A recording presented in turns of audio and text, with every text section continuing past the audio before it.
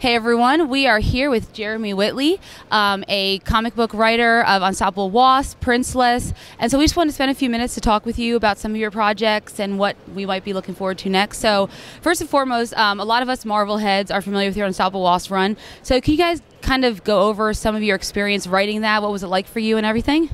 Yeah, it's been an interesting experience, I think, because Nadia was more or less a brand new character when we started. She'd been in Avengers like 2 or 3 issues, and so we got a chance to form her from pretty early on, because she'd done some stuff in Avengers, but it's still like a big ensemble book. So it's like we really got to define her voice, which was nice, and we wanted to have this big sort of fun, optimistic voice of this teen superhero and scientist and everything who's had all this like rough stuff happen in her childhood, but is still like just seizing the day now that she's out there and doing superhero stuff. So like that was fantastic. And then I think the biggest challenge with it is just like was holding off on like having Janet and everything, because like she's such a great character. And early on I was like, all right, we're just gonna put Janet here and Janet there. And I think the editorial was wisely like, hey, so this is not Janet's book, and if you put her in like all this stuff, she's gonna steal the book. So like you want to make sure to establish Nadia's stuff, and then we can do more with Janet, which we got to do issue 7 and 8 of the first run, and then she's been a regular in the series now. So that's been a lot of fun. It's been great to like get to create all these characters and to get to shape Nadia and be like first folks in a while to write this much of Janet on panel. So it's cool. Wonderful. So what are some, or is there any particular moment that you've written with Unstoppable Wasp that is like your most favorite? Do you have any particular storylines or anything like that that you particularly enjoyed writing?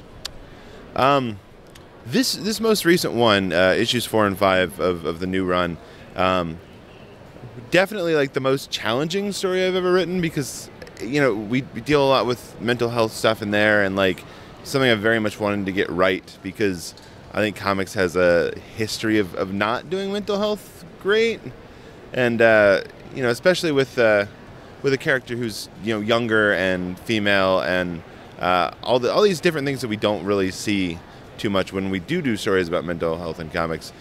It was we wanted to do something that was like different and refreshing, and felt like a 21st century story about mental health and superheroes. Yeah. That's wonderful, and that's something that we sorely need, so I applaud you for taking that and doing that, really. Thank you.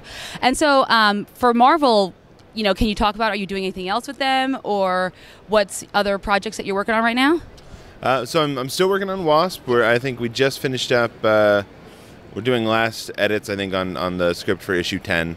And I do have something else coming out, but I can't talk about it yet.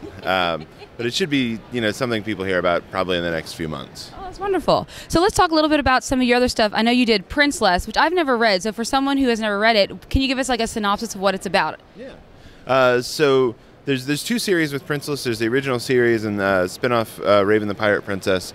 The main series is about Princess Adrian, who is locked up in a tower by her evil parents to wait for a handsome prince to come rescue her.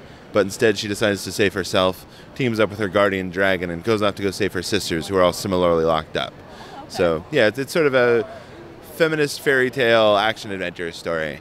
And then Raven the Pirate Princess sort of spun out of that, because there was stuff that a lot of like fans of Princess brought up that they wanted to see, and things, especially dealing with LGBT issues and characters that like didn't quite fit into like the overarching story of Princess, because like it's sort of anti-romance to begin with. So like I didn't want those wires to get crossed, but like we got this chance with Raven to create this new character who is gay, and like there's the whole like queer community of women in the story, but it's also a big pirate revenge story. So awesome. And you seem to write a lot of strong female characters and come with a lot of great issues. So what is your inspiration? Why do you do that, I guess? What draws you to want to do that, obviously?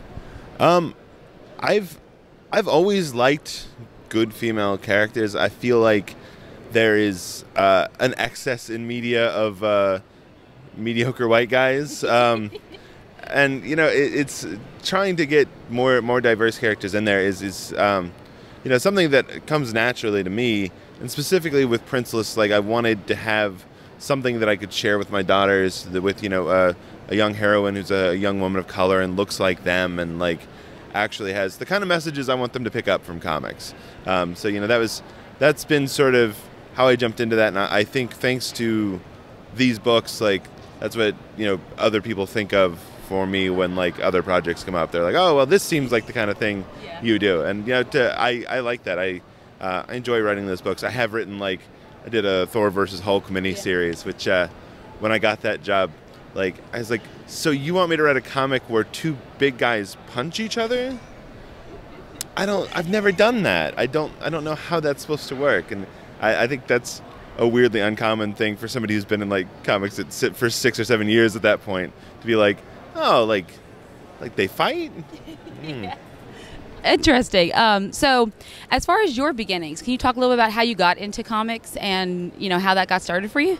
Yeah. So I've always written, like I wrote comics as a little kid, but they were very simple, like stick drawing kind of stuff, and I kept writing, and I didn't have a comic shop for a long time, so I was working on fiction stuff and non-comic stuff for quite a bit of it, and I think I went to college for English and creative writing at the University of North Carolina, and I did a lot of fiction stuff there, but they're very like anti what they call genre fiction. So anything that's fun, basically, they don't like that.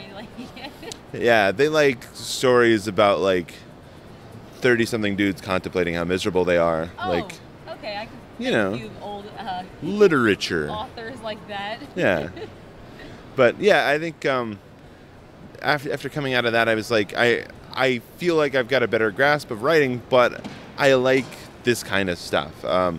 And I stumbled upon Ultimate Comics, which is my local comic shop there, and I think that was the first time where I really thought about the fact that, like, oh, there are people that like get paid to write comics, and like you don't have to be able to draw, because that's a real limiting factor for me. But yeah, I think I started doing my own creator-owned things, and slowly, like, Princeless got picked up by Action Lab, and then I started getting work for hire stuff, and getting to stretch out and do other types of stuff. That's wonderful. So do you have any advice for anyone who is trying to get into the comic writing business? I think that the best thing you can do to get into comics is to start writing, because I think if you want to tell your own stories, there's nothing keeping you from doing that. If you want to tell stories for Marvel or DC or whoever, at this point they won't hire you unless like you have a track record, because like once you're writing for an ongoing series, like issues come out every month. So like if they don't know they can depend on you to like get stuff out and for it to be good quality, and like for you to be able to turn things around so that artists have time to actually draw them, then that's not going to work for them. And I think there's enough people that want to be in comics now that you kind of have to be doing it already. Well, wonderful. Well, Jeremy, thank you so much for sitting down and talking with us. I appreciate it. And that's it for us, guys. Thank you so much. Thank you, Jeremy.